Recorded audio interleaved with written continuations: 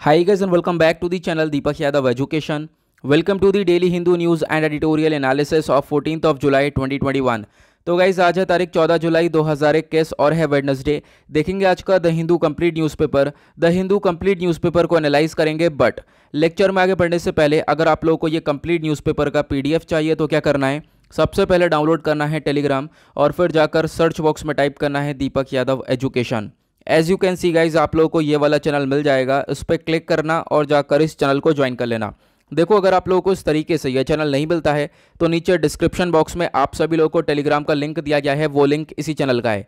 जैसे आप उस पर क्लिक करोगे ऑटोमेटिकली ये चैनल ओपन हो जाएगा, इसको जाकर ज्वाइन कर लेना।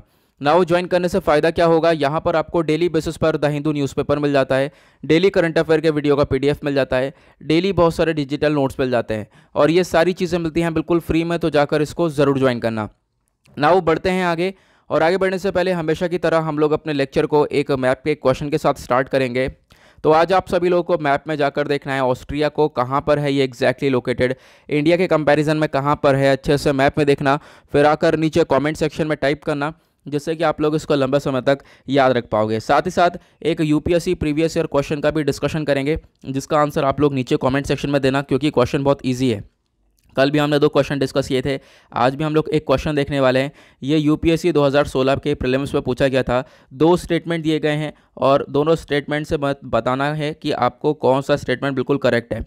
पहला स्टेटमेंट ये बोलता है कि जो ये सस्टेनेबल डेवलपमेंट गोल्स हैं इनको पहली बार प्रपोज किया गया था 1972 में by a global think tank, जिसको बोला जाता है club of Rome. Second statement ये बोलता है जो ये सस्टेनेबल डेवलपमेंट गोल्स हैं इनको अचीव करने का टारगेट रखा गया है 2030 तक, और काफ़ी बार हम लोग इसके बारे में डिस्कशन कर चुके हैं, तो आप लोगों को मालूम होना चाहिए। अब यहाँ पे कुछ नीचे ऑप्शंस दे रखे हैं, जैसे कि इन स्टेटमेंट के रिगार्डिंग कौन सा स्टेटमेंट बिल्कुल सही है, पहला, दूसरा या दोनों या फिर दोनों में से कोई नहीं। नीचे कमेंट सेक्शन में इसका आंसर ज़रूर देना। लेकिन आगे बढ़ने से पहले एक चीज़ और मैं यहाँ पे बताना चाहूँगा। आप लोगों ने देखा होगा आज डेली करंट अफेयर का वीडियो अपलोड नहीं हुआ है, क्योंकि अपलोड होता तो आपको यहाँ पर ये नोटिफिकेशन मिल जाता। उसके पीछे का रीज़न ये है कि मॉर्निंग से यहाँ पर वाईफाई काम नहीं कर रहा है, इंटरनेट की कनेक्टिविटी काफ़ी ज़्यादा बुरी है, उस वजह से यहाँ पर ये मतलब आप कह सकते हो कुछ भी चीज़ अपलोड नहीं हो रही है। ये जैसे तैसे यहाँ पर न्यूज़पेपर मैंने डाउनलोड किया है। देन उसके बाद यहाँ पर अब मैं क्या करने वाला हूँ, जल्द से जल्द यहाँ पे इस वीडियो को थोड़ा सा छोटा करेंगे, क्योंकि ये सारी चीज़ें मुझे आज मोबाइल डेटा से मैनेज करनी पड़ेंगी और मोबाइल डेटा से वीडियो अपलोड करना बहुत ज़्यादा मुश्किल हो जाएगा, क्योंकि यहाँ पे बहुत ज़्यादा डेटा का ये वीडियो बनता है, बहुत ज़्यादा एमबी कंज्यूम करता है। तो देखते हैं पता नहीं वीडियो अपलोड होता है या नहीं होता है। अदरवाइज़ जैसे कि वीडियो रिकॉर्ड करके रख लेता हूँ मैं, कोई बात नहीं, ये रिकॉर्डिंग चालू है। अगर यहाँ पर कनेक्टिविटी आती है तो उसके बाद यहाँ पे अपलोड हो जाएगा। फिलहाल मेरी कोशिश ये रहेगी हम लोग वीडियो को छोटा से छोटा रखें, और आज थोड़ी सी दिक्कत है, कोई बात नहीं, इसको मैनेज करते हैं, कल से कुछ देखते हैं। चलो पहला आर्टिकल बात करता है। अभी आपको मालूम होगा कैबिनेट के अंदर रिशफल हुआ था, कैबिनेट के अंदर बहुत सारे बदलाव हुए, बहुत सारे नए नए मिनिस्टर्स आए, चाहे वो मिनिस्टर ऑफ एजुकेशन हो और भी बहुत सारे मिनिस्टर्स हो, सब नए नए हैं। अब यहाँ पे क्या है, हमारे प्राइम मिनिस्टर ने अभी जो ये कमेटी है, एक तरीके से जो कैबिनेट कमिटीज़ हैं उनके अंदर भी बहुत सारे लोगों को इंक्लूड किया है, और उस इंक्लूजन की वजह से यहाँ पर आर्टिकल में बोला जा रहा है जो एनडीए के एलाइज हैं उनको बहुत बुरी तरह से इग्नोर किया है, एक तरीके से मतलब लार्जली इग्नोर किया है, ऐसा यहाँ पर आप लोग देख पाओगे। तो जो प्राइम मिनिस्टर हैं मोदी, इन्होंने यहाँ पर क्या कुछ चेंजेस कर दिए हैं कैबिनेट कमेटी के अंदर, और कैबिनेट कमेटी में कुछ और भी मिनिस्टर्स को ऐड कर दिया है। जैसे कि यहाँ पर ये वाला पिक्चर आप लोग देख पा रहे होंगे, ये जो कैबिनेट है, पहला cabinet committee on political affairs. अब इस कमेटी के अंदर बहुत सारे लोग को इंक्लूड कर दिया गया है, जैसे कि स्मृति ईरानी, भूपेंद्र यादव, गिरिराज सिंह, मनसुख मांडविया और सरबंदा सोनोवाल। तो इन सबको cabinet committee on political affairs में ऐड किया गया है। ये सब अलग अलग मिनिस्ट्रीज़ को संभालते हैं, जैसे कि Smriti Irani women and child development को संभालती हैं। उसके बाद जो रूरल डेवलपमेंट मिनिस्टर हैं वो गिरिराज सिंह हैं, लेबर मिनिस्टर भूपेंद्र यादव हैं, हेल्थ मिनिस्टर मनसुख मांडविया हैं, आपको मालूम होगा, और उसके बाद शिपिंग मिनिस्टर सरबंदा सोनोवाल हैं। तो इन लोगों को यहाँ पर cabinet committee on political affairs के अंदर इंक्लूड किया गया है।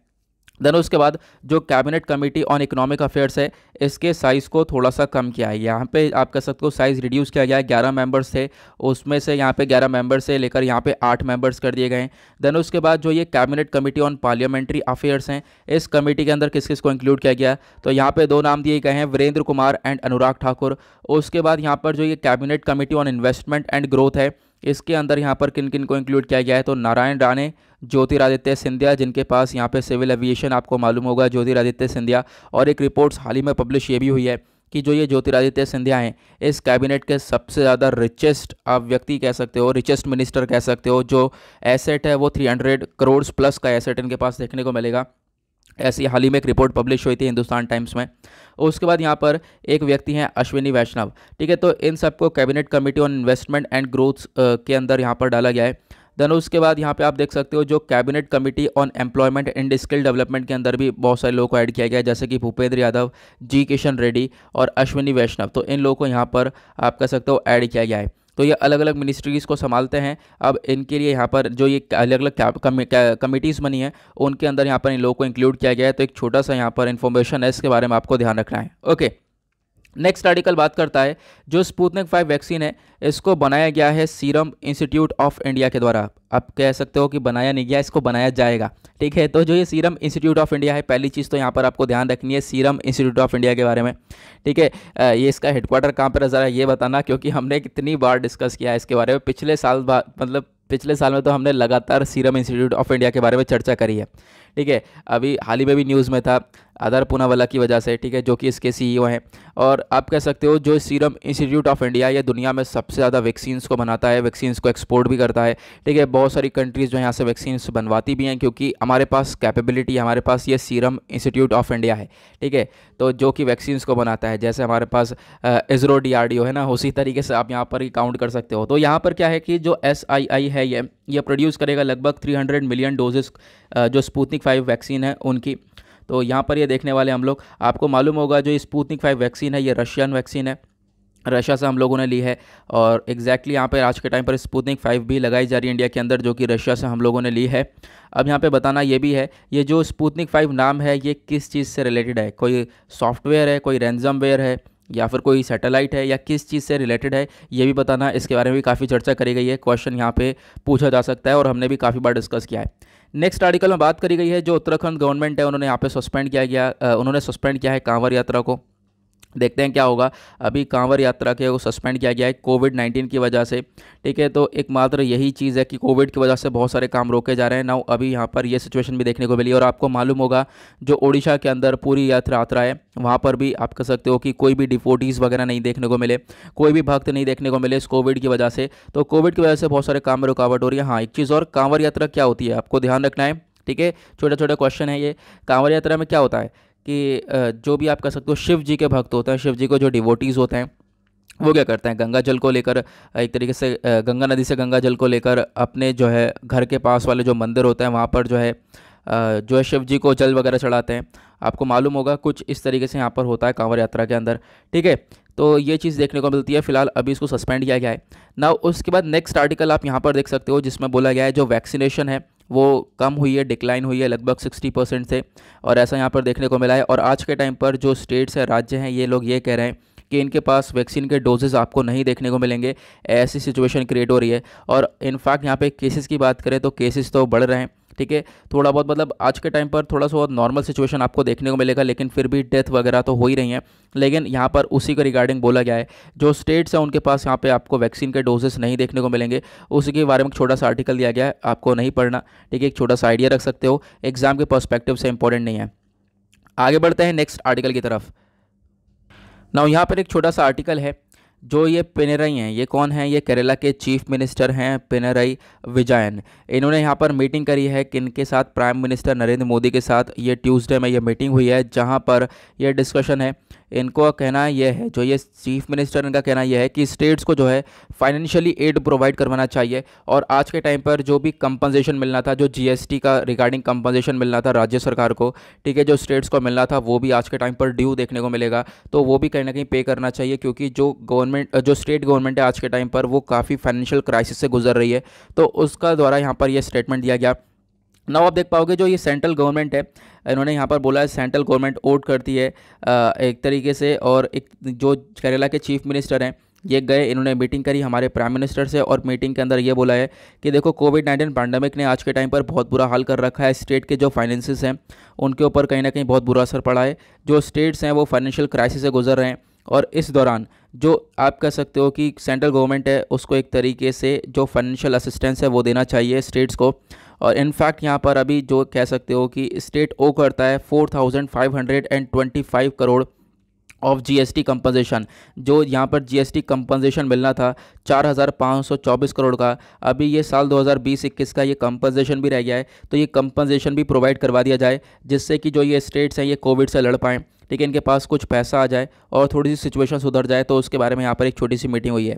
देन उसके बाद ऊपर एक छोटा सा आर्टिकल आप देख पाओगे जहाँ पर बोला है इन्वेस्टिगेशन होनी चाहिए, क्योंकि ये जो इलीगल लैंड परचेज हो रहा है कहाँ पर, अमरवती के अंदर, ठीक है, तो वहाँ पर इलीगल लैंड परचेज के दौरान एक इन्वेस्टिगेशन होना चाहिए और जो हो रहा है उसको लगातार कंटिन्यू रखना चाहिए, ऐसा यहाँ पर आंध्र प्रदेश का कहना है, ठीक है। आंध्र प्रदेश गवर्नमेंट ने ट्यूसडे में ये सुप्रीम कोर्ट से बोला है कि आपने जो भी इन्वेस्टिगेशन चलाई है, ये जो इलीगल परचेज हुआ है ज़मीनों का अमरवती के अंदर, तो वो एक तरीके से अभी भी यहाँ पर इसके ऊपर इन्वेस्टिगेशन चलता रहना चाहिए और इनफैक्ट यहाँ पर इन्वेस्टिगेशन को और भारी कर दो, सीबीआई की जांच बैठा दो, यहाँ पर सेंट्रल ब्यूरो ऑफ इन्वेस्टिगेशन बैठा दो, ठीक है। तो यहाँ पर जो भी इलीगल चीज़ें हैं जो कि बाहर निकल कर आएंगी, तो उसके रिगार्डिंग यहाँ पर एक छोटा सा आर्टिकल दिया गया है। आने वाले टाइम पर आर्टिकल आपको न्यूज़ में देखने को मिल सकता है। ओके, नाउ बढ़ते हैं नेक्स्ट आर्टिकल की तरफ। यहाँ पे एक छोटा सा आर्टिकल दिया गया है, आपको मालूम होगा कल भी मेहुल चोकसी न्यूज़ में था कि मेहुल चोकसी को जो डोमिनिकन कोर्ट है, ठीक है, वहाँ पे जो कोर्ट से बेल मिल गई है और वो वापस से एंटीगुआ जा पाएगा। लेकिन अब यहाँ पे स्टेटमेंट ये आता है कि मेहुल चोकसी वापस से रिटर्न करा जाएगा डोमिनिका के अंदर जैसे ये फिट हो जाता है, क्योंकि इसको इलाज करवाना है, इलाज करवाने की वजह से ये एंटीगुआ को वापस भेजा जा रहा है। तो अभी क्या होगा, इलाज करवाने के बाद जैसे ये इंसान फिट हो जाता है उसके बाद वापस से डोमिनिका के अंदर लेकर आया जाएगा, वहाँ पर रिटर्न किया जाएगा। नेक्स्ट आर्टिकल बात करता है इंडिया जो है वो डिस्प्ले करेगा रिलिक्स ऑफ सेंट केटवेन। सेंट केटवेन क्या है, अभी हम लोग ये सब कुछ डिस्कस करने वाले हैं। रिलिक्स का मतलब पहले समझ लो, रिलिक्स का मतलब जो अवशेष होता है या फिर कोई बिलोंगिंग्स हो गई, मान लो कोई व्यक्ति मर गया, उसकी बोन्स हो गई या फिर उसकी कुछ यादगार चीज़ें हो गई, ठीक है, तो उसको हम लोग रिलिक्स बोलते हैं। तो आज के टाइम पर आप देख पाओगे लगभग 400 साल बाद एक तरीके से एक वेमेन है सेंट क्वीन केटवेन, ठीक है, तो यहाँ पे आप इनका नाम देख पा रहे होंगे। ये जो वेमेन है इनको मारा गया था, ठीक है, और एक तरीके से मार दिया गया था, लेकिन जो इनकी बहुत सारे रिलिक्स हैं, बहुत सारी बॉडी पार्ट्स कह सकते हो या फिर बहुत सारी इनकी यादगार चीज़ें हैं, वो आपको गोवा के अंदर देखने को मिलेंगी 2005 में, ठीक है। 2005 में फाउंड करी गई थी गोवा के अंदर, इन क्वीन की बहुत सारे रिलिक्स को फाउंड किया गया था। अब वही सारी चीज़ें अभी हाल ही में आपको मालूम होगा डिस्प्ले किया गया था जॉर्जिया के अंदर, ठीक है, तो जॉर्जिया में यहाँ पर ये सारी चीज़ें दी गई थी। अभी यहाँ पर ये सारा जो स्टेटमेंट है ये दिया गया है आर्कियोलॉजिकल सर्वे ऑफ इंडिया के द्वारा कि अभी भी यहाँ पर ये जो बहुत सारे रिलिक्स हैं ये डिस्प्ले किया जाएंगे इंडिया के अंदर, ठीक है। साथ साथ आप कह सकते हो जॉर्जिया के अंदर भी यहाँ पर ये डिस्प्ले किया जाएंगे, तो ये आपको ध्यान रखना है। जो ये रिलिक्स हैं क्वीन केटवेन की, ये आपको कहाँ पे देखने को मिली थी, तो गोवा के अंदर एक चर्च है सेंट ऑगस्टिन चर्च, वहाँ पर ये सारे रिलिक्स देखने को मिले थे। 10 जुलाई की बात है, हमने डिस्कशन भी किया था, जो हमारे एक्सटर्नल अफेयर मिनिस्टर हैं एस जयशंकर साहब, इन्होंने जो है रिलिक्स का एक छोटा सा पार्ट जॉर्जिया को दिया था as a gift from India, यानी कि इंडिया की साइड से एक गिफ्ट दिया था जॉर्जिया को, ठीक है। और यहाँ पर आप कह सकते हो जो ये आर्कियोलॉजिकल सर्वे ऑफ इंडिया के ऑफिशियल्स हैं, इनका कहना यह है कि जो पार्ट्स हैं, बोन के जो पार्ट्स, जो हड्डियां हैं, इनकी राइट आर्म ये फाउंड करा गया था सेंट ऑगस्टिन चर्च के अंदर गोवा में 2005 में। तो ये जो क्वीन केटवेन है ये कौन है, क्वीन केटवेन को मारा गया था 1624 के अंदर 1624 में शिराज में, ठीक है, क्योंकि यहाँ पर ये इस्लाम में कन्वर्जन नहीं कर रही थी, इस वजह से इनको मार दिया गया था। और फिर उसके बाद यहाँ पर कुछ इनके जो अवशेष वगैरह हैं वो इधर उधर देखने को मिले हैं, तो इसी के बारे में आर्टिकल आपको देखने को मिलेगा कि यहाँ पर ये अवशेष जो है ये प्रोवाइड करवाए गए। एक तरीके से जो इंडिया है वो डिस्प्ले किया करेगा, और एक तरीके से जुलाई 10 में जो है इंडिया ने ये जो रिलिक्स हैं ये क्वीन के ये गिफ्ट किए थे जॉर्जिया को भी। अब यहाँ पर क्वेश्चन ये आता है कि जॉर्जिया को क्यों गिफ्ट करें इन्होंने, क्योंकि जो क्वीन है सेंट क्वीन केटवेन, ठीक है, तो ये बिलोंग ही जॉर्जिया से करती थी, और यहाँ पर ये जो आप कह सकते हो रिलिक्स वगैरह हैं ये जॉर्जिया को देने भी चाहिए, तो उस वजह से यहाँ पर ये आपको न्यूज़ में देखने को मिलेगा। ओके, अब यहाँ पर एक छोटा सा वर्ड आपने सुना होगा आर्कियोलॉजिकल सर्वे ऑफ इंडिया। तो ऐसी छोटी छोटी बॉडीज से बहुत सारे क्वेश्चन बनते हैं, जैसे कि मैंने आप लोगों को पहले भी बताया है। हमने अभी क्वालिटी काउंसिल ऑफ इंडिया के बारे में डिस्कशन किया था, मैंने 2-3 दिन पहले ही किया था। तो मतलब बहुत छोटा सा आर्टिकल है, बहुत छोटी सी बॉडी है, 4 लाइन की चीज़ें आपको देखने को मिलेंगी, और उसके रिगार्डिंग यूपीएससी में क्वेश्चन आया हुआ है, ठीक है, प्रीलिम्स में पूछा गया था। तो यहाँ पर छोटी छोटी बॉडी बहुत इंपॉर्टेंट हो जाती हैं। ये आर्कियोलॉजिकल सर्वे ऑफ इंडिया आपका जीएस पेपर 1 के पॉइंट ऑफ व्यू से इंपॉर्टेंट हो जाएगा, और यहाँ पर सिलेबस में आप देख पाओगे इंडियन हेरिटेज साइट्स हो गया, इंडियन आर्किटेक्चर हो गया, यहाँ से आप लोग इसको रिलेट कर सकते हो। Now archaeological survey of India एक प्रीमियर ऑर्गेनाइजेशन है आर्कियोलॉजिकल रिसर्च के लिए, scientific analysis, excavation of archaeological sites, conservation and preservation of protected monuments. अब देखो कोई भी यहाँ पे क्या चीज़ है, सिंपल सा यहाँ पर इनका काम रिसर्चेस करने का है, एनालिसिस करने का है। बहुत सारी चीज़ें लोग खोज के निकालते हैं। आपको मालूम होगा इंडस वैली सिविलाइजेशन कितनी सारी चीज़ें मिली हैं, पुराने ज़माने की बहुत सारी चीज़ें मिली हैं, लोग कैसे रहते थे, ठीक है, उनके रिगार्डिंग यहाँ पे रिसर्च करना, खोद कर चीज़ों को निकालना, वो सब हमारा आर्कियोलॉजिकल सर्वे ऑफ इंडिया करता हुआ नज़र आता है। साथ ही साथ जो मॉन्यूमेंट्स वगैरह होते हैं उनको भी कहीं ना कहीं प्रोटेक्शन देता है आर्कियोलॉजिकल सर्वे ऑफ इंडिया।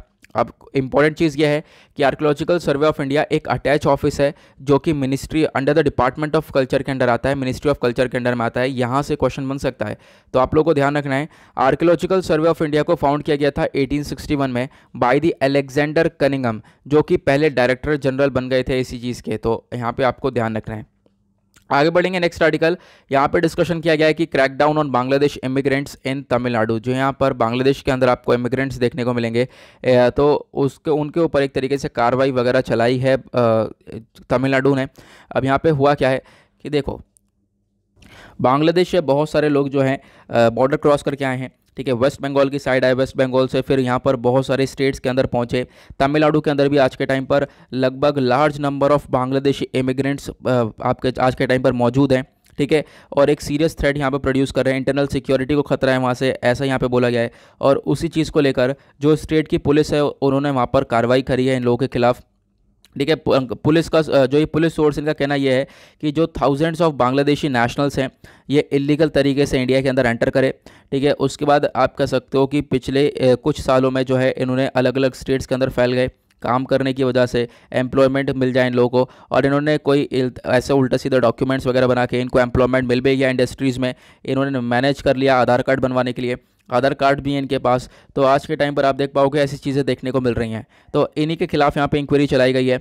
साथ ही साथ इंक्वायरीज यहाँ पर ये बताती हैं कि लार्ज नंबर ऑफ इमिग्रेंट्स मतलब अभी सेटल हुआ है बहुत सारी जगह में, जैसे कि पहले वेस्ट बंगाल में थे, लेकिन उसके बाद बहुत सारी जगह पर कहाँ पर सेटल हो गए। तिरुपुर के अंदर, चिंगलपत्तू, एरोड, कोडलोर और यहाँ पर कंचीपुरम करके जो डिस्ट्रिक्ट्स हैं, यहाँ सभी जगह पर ये जो है माइग्रेंट जाकर जो आप कह सकते हो कि सेटल हो चुके हैं, कहीं ना कहीं एम्प्लॉयमेंट भी मिल चुका है। तो इनके खिलाफ यहाँ पर अब यहाँ पे कार्रवाई चालू करी, क्योंकि कोविड-19 की वजह से लोगों को वापस जाना है, तो या कोविड की वजह से यहाँ पे प्रॉब्लम्स देखने को मिली है। उसी के साथ यहाँ पर बोला जा रहा है कोविड की वजह से जो ये टाइम है आज के टाइम पर बहुत सारे लोग इलीगल एक्टिविटीज़ के अंदर भी आ चुके हैं, जैसे कि ड्रग्स की ट्रेडिंग हो रही है, इमोरल ट्रैफिकिंग हो रहा है, तो यही सारे काम हो रहे हैं और इसकी वजह से खतरा और ज़्यादा बढ़ चुका है। और इनके पास आधार कार्ड्स वगैरह देखने को मिलेंगे, कोई वैलिड डॉक्यूमेंट्स है नहीं, तो उसके खिलाफ यहाँ पे कार्रवाई चलाई गई है और एक तरीके से इनको आउट ऑफ द स्टेट भी करा जाएगा, ऐसा यहाँ पे बोला गया है, ठीक है। तो ये सारी छोटी सी इन्फॉर्मेशन है, आपको ध्यान रखनी है।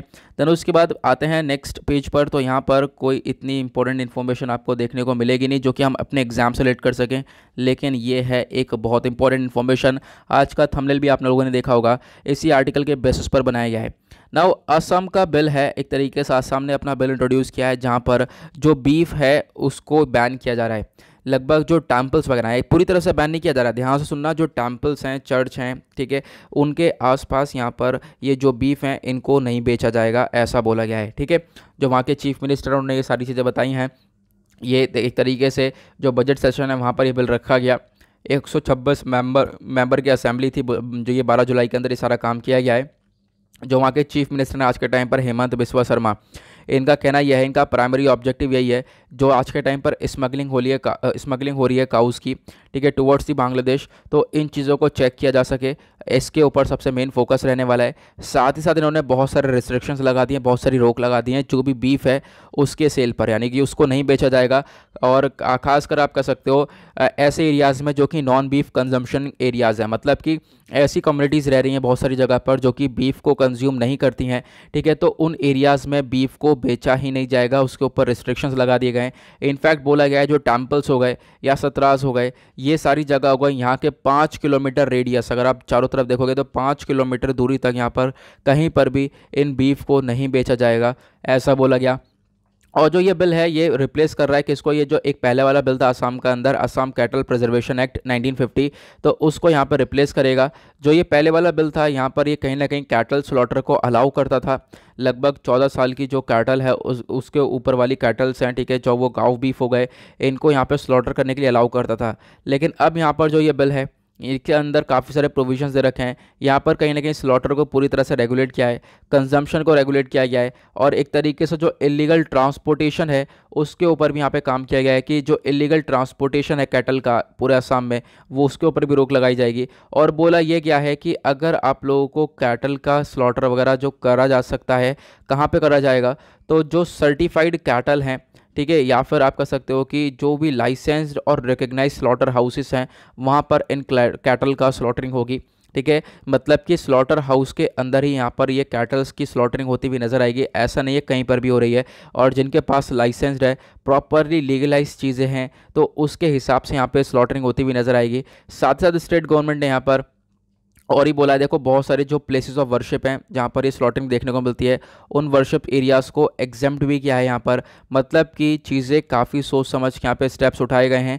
और साथ ही साथ इन्होंने बोला कि देखो जो भी एरियाज़ है जैसे कि हिंदू, सिख्स, जैन्स और भी बहुत सारी नॉन आप कह सकते हो नॉन कंज्यूमिंग बीफ कम्युनिटीज़ देखने को मिल जाएंगी। ठीक है, तो उनके आसपास लगभग 5 किलोमीटर तक ये कहीं पर भी बीफ को नहीं बेचा जाएगा, ऐसी चीज़ें यहाँ पर लाई गई हैं। कहीं ना कहीं बैन लगाया गया है, साथ ही साथ जो ट्रांसपोर्टेशन है कैटल का उसके ऊपर भी बैन लगाया गया है। तो ये सारी चीज़ें आपको देखने को मिलेंगी, ये है सबका सब बिल के अंदर। और साथ ही साथ ये भी बोला गया है अगर कोई भी इन रूल्स का या फिर इन बिल्स का वायलेशन करता है, इनका हनन करता है, तो उसके खिलाफ स्टेप लिए जाएंगे, सज़ा भी मिलेगी प्लस फाइन भी हो सकती है। इनफैक्ट यहाँ पर कहीं कहीं पर स्टेटमेंट ये दिया गया है कि नॉन बेलेबल आपको ये ऑफेंस देखने को मिलेगा जहाँ पर बेल नहीं प्रोवाइड करवाई जाएगी। ओके, नाउ नेक्स्ट आर्टिकल की तरफ आता है। यहाँ पे एक आर्टिकल है जहाँ पे हमारे प्राइम मिनिस्टर ने अलर्ट किया है नॉर्थ ईस्ट स्टेट्स को। देखो कोई इतना इंपॉर्टेंट आर्टिकल नहीं है, एग्जाम के लिए इंपॉर्टेंट नहीं है, बस क्या एक छोटा सा आपको न्यूज़ मालूम होना चाहिए। यहाँ पे बोला गया है कि देखो वैक्सीनेशन को जो नॉर्थ ईस्ट स्टेट्स हैं, अच्छा नॉर्थ ईस्ट स्टेट्स में कौन कौन से स्टेट्स आते हैं ये ज़रा नीचे कमेंट सेक्शन में बताना। मैपिंग बहुत इंपॉर्टेंट है, अगर आप लोगों ने लगभग 1999 से लेकर 2000 के आसपास के प्रीलिम्स के पेपर देखे हों, तो वहाँ पे जो ज्योग्राफी सेक्शन है वहाँ पे इंडिया का मैप बना दिया गया है और उसके अंदर बहुत सारे एरियाज़ खाली छोड़ दिए गए हैं और आपसे बोला गया है कि इस एरिया में ये लेबलिंग कर दो। ठीक है, तो मैपिंग बहुत इंपॉर्टेंट है। तो आज अच्छे से आप लोग नॉर्थ ईस्ट स्टेट्स को भी देख लेना, कहाँ पर हैं ये सारे नॉर्थ ईस्ट स्टेट्स, कितने हैं और कहाँ कहाँ पर आपको एग्जैक्टली देखने को मिलेंगे, इसको अच्छे से देखना इंपॉर्टेंट है। ठीक है, अब क्या इनसे बोला ये जा रहा है कि आप लोग जो है वैक्सीनेशन को सेटअप करो, ठीक है, एग्रेसिव टेस्टिंग करो ताकि इस कोविड-19 को रोक सको और हम लोग ये आने वाली थर्ड वेव को भी रोक सकें। ठीक है, ये सारी चीज़ें यहाँ पर देखने को मिल रही है। नेक्स्ट आर्टिकल यहाँ पे भूटान के प्राइम मिनिस्टर हैं जिनका नाम है लोटे शेरिंग।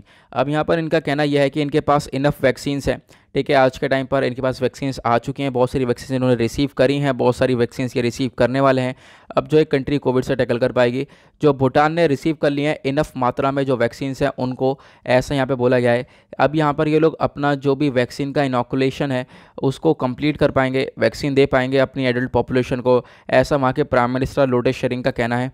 और साथ ही साथ उन्होंने अनाउंस किया है कि जो ये कंट्री है आज के टाइम पर इनके पास more than a million doses देखने को मिलेंगे ईयर के एंड तक, यानी इस साल के एंड तक आपको यहाँ पर मिलियन डोजेस से भी ज़्यादा वैक्सीन देखने को मिल जाएंगी, जो कि कहीं ना कहीं इन कंट्री की हेल्प करने वाली है और ख़ासकर भूटान की। और ये जो वैक्सीन्स है ये कहीं ना कहीं यूएस से, चाइना से आती हुई नज़र आएंगी। और भूटान की जो पॉपुलेशन है वो आपको 5.5 लाख के आसपास देखने को मिलेगी, 5,05,000 के आसपास। तो यहाँ पे सभी को ये वैक्सीनेशन प्रोवाइड किया जाएगा, जो कि एक बहुत बड़ा स्टेप, और साथ ही साथ जो कंट्री है वो पूरी की पूरी फुल वैक्सीनेट हो जाएगी। और यहाँ पर बोला गया है कि देखो बहुत सारी कंट्रीज़ अलग अलग यहाँ पर वैक्सीनेशन प्रोवाइड करवा रही हैं भूटान को। क्यों? क्योंकि इंडिया कहीं ना कहीं फेल हो चुका है। इंडिया एक तरीके से कहीं ना कहीं फेल हुआ कोविड के सेकेंड वेव की वजह से, क्योंकि हमने पहले आप कह सकते हो बहुत सारी वैक्सीन्स हमने प्रोवाइड करवाई भूटान को। हमारा जो मैत्री इनिशिएटिव है हमने बहुत सारी वैक्सीन्स प्रोवाइड करवाई भी हैं और साथ ही साथ हम लोग प्रोवाइड करवाने वाले थे, बहुत हद तक हम लोग वैक्सीन दे रहे थे। लेकिन हुआ क्या कि कोविड की सेकंड वेव देखने को मिली, तो इंडिया ने अपनी कंट्री के ऊपर ज़्यादा फोकस करना सही समझा, जो कि करना भी चाहिए था, क्योंकि इंडिया के अंदर हालत ज़्यादा ख़राब हो रही थी, ऑक्सीजन क्राइसिस वगैरह ज़्यादा देखने को मिल रहे थे।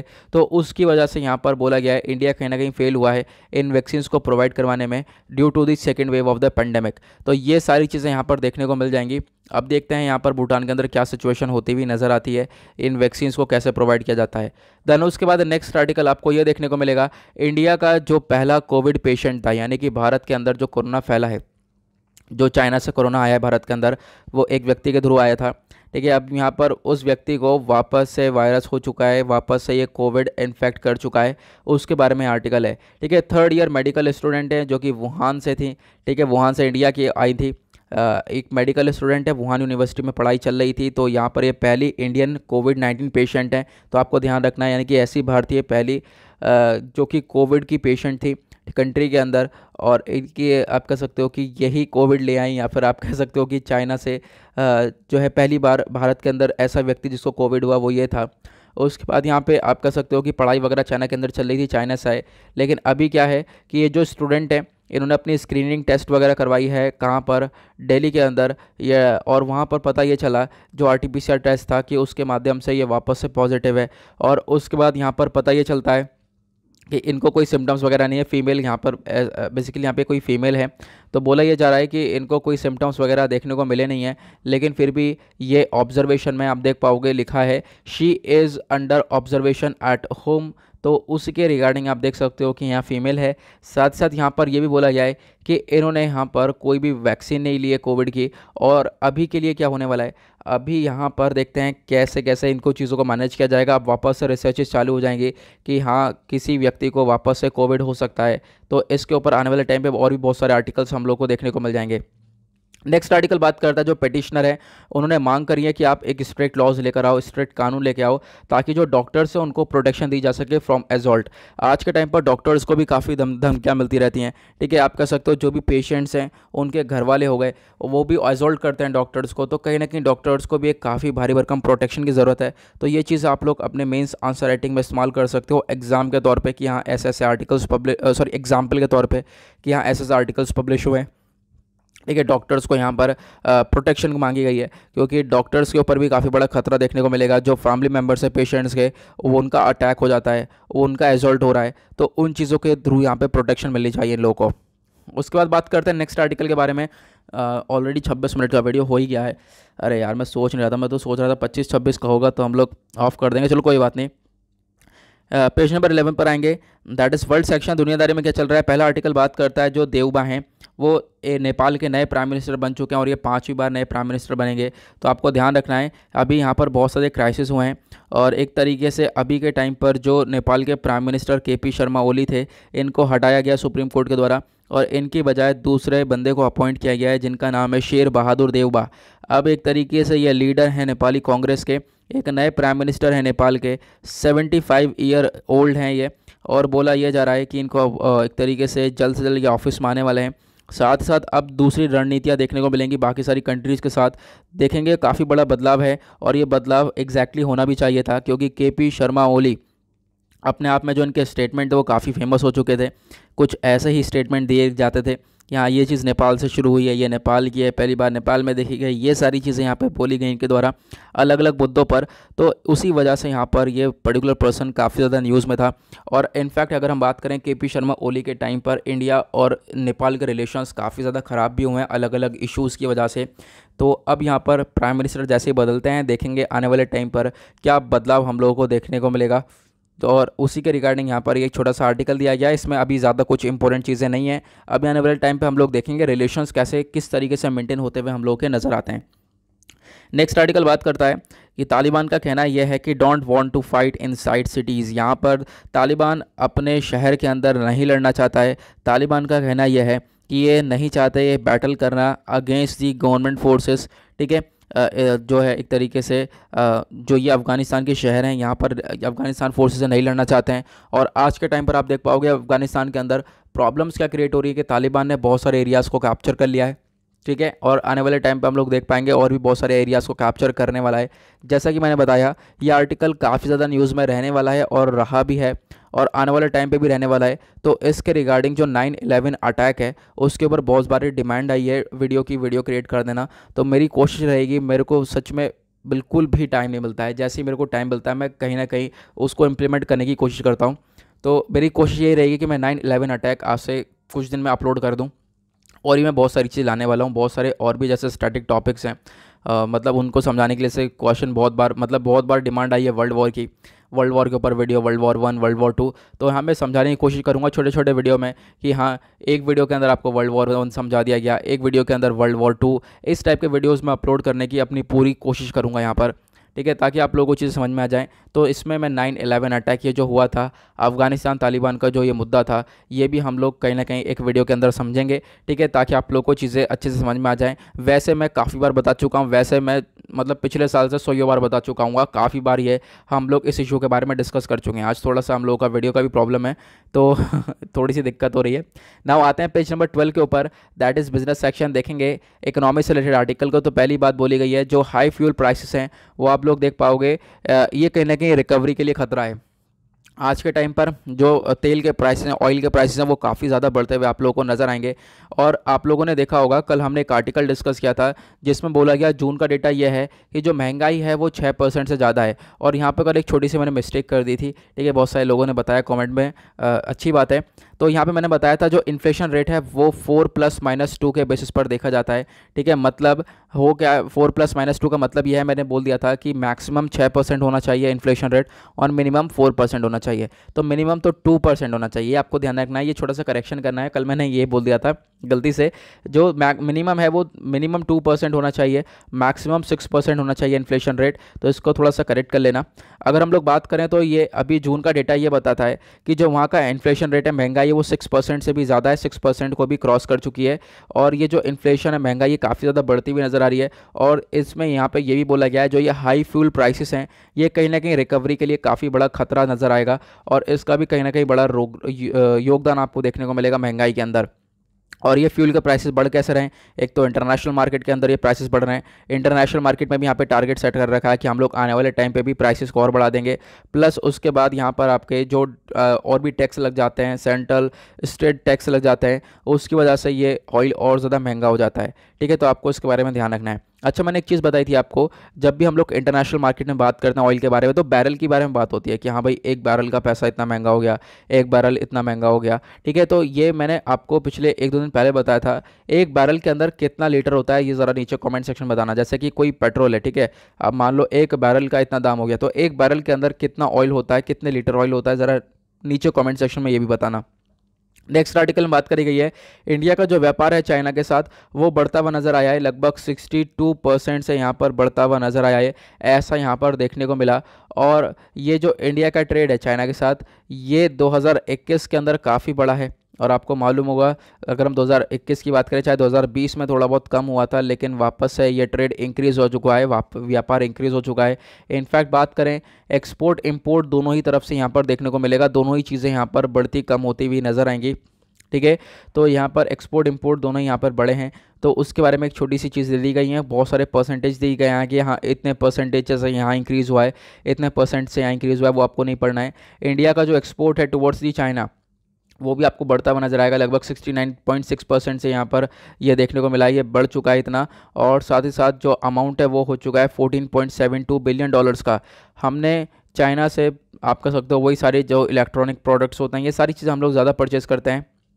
और चाइना को हम लोग देते क्या हैं, चाइना को हम लोग आयरन ओर हो गया, कॉटन हो गया, और भी बहुत सारे रॉ मटेरियल्स हो गए, ठीक है, जो कमोडिटीज़ के ऊपर बेस्ड होता है, ये सब हम लोग चाइनाज़ में एक्सपोर्ट करते हैं। और इस बार हमने एक्सपोर्ट, ये हमारा बड़ा है, हमने एक्सपोर्ट भी ज़्यादा किया है, ऐसा यहाँ पर ये स्टेटमेंट आपको देखने को मिल जाएगा। ओके, नाउ इसी के साथ करते हैं लेक्चर को समाप्त। और हाँ, एक छोटा सा आर्टिकल आपको ये देखने को मिलेगा, इंडिया जो है होस्ट करेगा 2026 का जो BWF वर्ल्ड चैंपियनशिप है उसको, तो ध्यान रखना। ये नीचे ही आर्टिकल दे रखा था स्पोर्ट्स सेक्शन का, तो मैंने सोचा हाईलाइट कर लेना चाहिए। तो ये जो BWF है, यह है बैडमिंटन वर्ल्ड फेडरेशन, तो इसको एक तरीके से होस्ट करने वाला है इंडिया, 2026 की चैंपियनशिप को होस्ट करेगा। नाउ एक चीज़ और बता दूँ, जो आज का एडिटोरियल डिस्कशन है वो मैं इस वीडियो में तो नहीं करूँगा, ठीक है। तो मैं क्या करूँगा कि अभी शाम तक हो सकता है मैं एडिटोरियल के ऊपर एक और वीडियो डाल दूँ, मैं लिख दूंगा उसके ऊपर कि हाँ ये एडिटोरियल का वीडियो है, ठीक है। तो क्योंकि आज दिक्कत है इतनी ज़्यादा है, क्योंकि वाईफाई कनेक्टिविटी है नहीं, वीडियो फिर 40-50 मिनट का हो जाएगा तो और दिक्कत हो जाएगी। तो मैं अभी के लिए वीडियो को ऑफ करता हूँ और डेली करंट अफेयर का वीडियो भी अभी अपलोड हो जाएगा, ठीक है। जैसे यहाँ पर कनेक्टिविटी आती है तो मैं 12 बजे तक कोशिश करता हूँ कि वीडियो डेली करंट अफेयर वाला भी अपलोड हो जाए, देन उसके बाद ये एडिटोरियल सेशन वाला भी आज ही वीडियो अपलोड हो जाएगा। ऐसी मेरी पूरी कोशिश रहने वाली है, एडिटोरियल सेक्शन का आज वीडियो मैं अपलोड कर दूंगा। ओके, तो थोड़ा सा वेट करना, ये दूसरा वीडियो आ जाएगा एडिटोरियल का आज का, तो उसको देख लेना। ओके, वहाँ पे हम लोग इसको कवर कर लेंगे। नाउ मिलते हैं आप लोगों से नेक्स्ट वीडियो में। आज के लिए bye bye, have a nice day, thank you and Jai Hind.